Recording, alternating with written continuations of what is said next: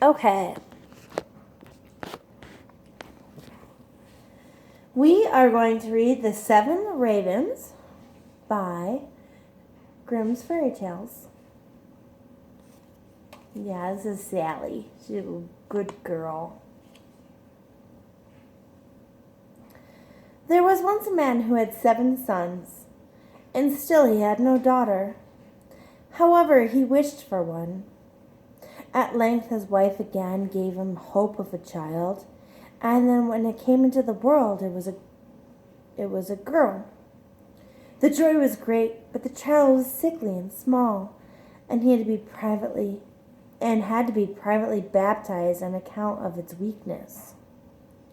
The father sent one of his boys in haste to the spring to fetch water for the baptism, and the other 6 went with him, as each of them wanted to be first to fill it. The jug fell into the well. They stood and did not know what to do, and none of them dared to go home. As they did not return, the father grew impatient and said, "They have certainly forgotten it.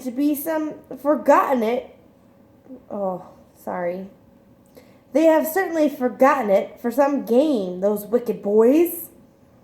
He became afraid that the girl would have to die without being baptized, and in his anger cried, "I wish those boys were all turned into ravens." Hardly was the word spoken before he heard a whirring of wings over his head in the air, looked up and saw 7 coral black ravens flying away.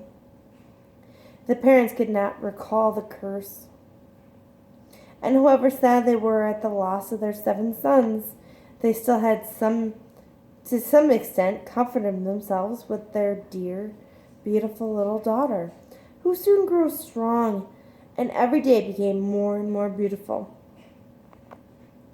For a long time she did not know that she had brothers, for her parents were careful not to mention them before her. But one day she accidentally heard some people say, "The girl is certainly beautiful, but in reality she is to blame for the misfortune which has befallen her 7 brothers." Then she was much troubled and went to her father and mother and asked if it was true that she had brothers, and what had become of them. The parents now dared to keep the secret no longer, but said that what had befallen to her brothers was the will of heaven, and that her birth had only been an innocent cause. But the maiden laid it to heart daily, and thought she must deliver her brothers.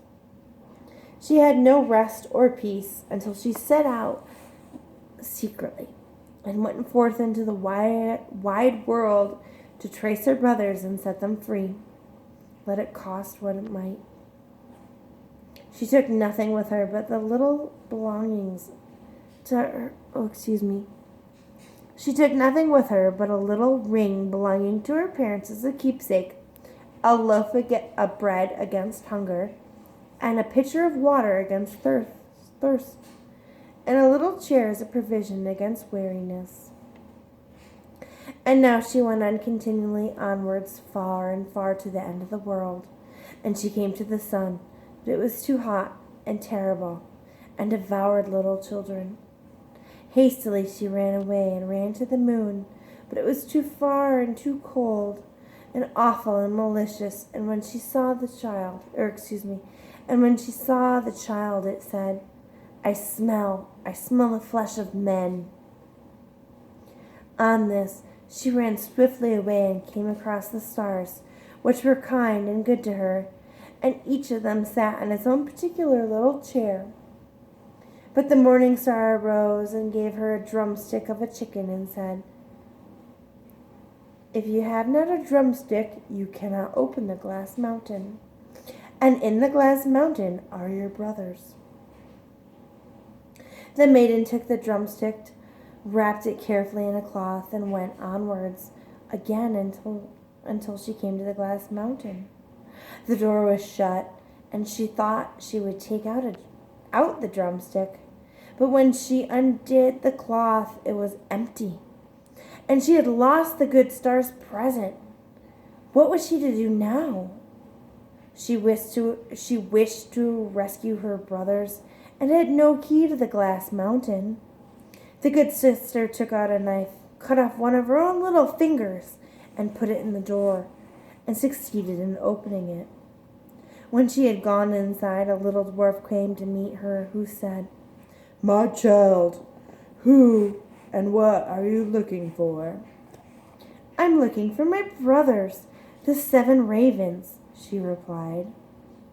The dwarf said, "The Lord Ravens are not at home, but if you will wait here until they come, step in." Thereupon, the little dwarf carried the raven's dinner in, and on 7 little plates and in 7 little glasses, the little sister ate a morsel from each plate, and from each little glass she took a sip. But in the last little glass she dropped the ring which she had brought away with her. Suddenly she heard a whirring of wings, and a rushing through the air, and then the little dwarf said, "Now the Lord Ravens are flying home." Then they came, and they wanted to eat and drink, and they looked for the little plates and glasses. Then said one after another, "Who has eaten something from my plate? Who has drunk from my little glass? It was a human mouth." And then the 7th came to the bottom of the glass. The ring rolled against his mouth. Then he looked at it and saw that the ring belonging to his father and mother, and said, "God grant our sister may be here, and then we shall be free." When the maiden, who was standing behind the door watching, heard the wish, she came forth. And on this, all the ravens were restored to their human form again. And they embraced and kissed one another and went joyfully home. End of story. Here's the kissing.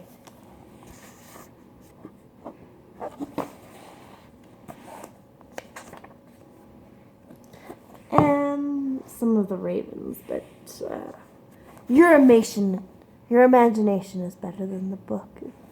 Isn't that right, Sally? Yeah, she's a good girl. Sally likes bedtime stories. Okay, good night.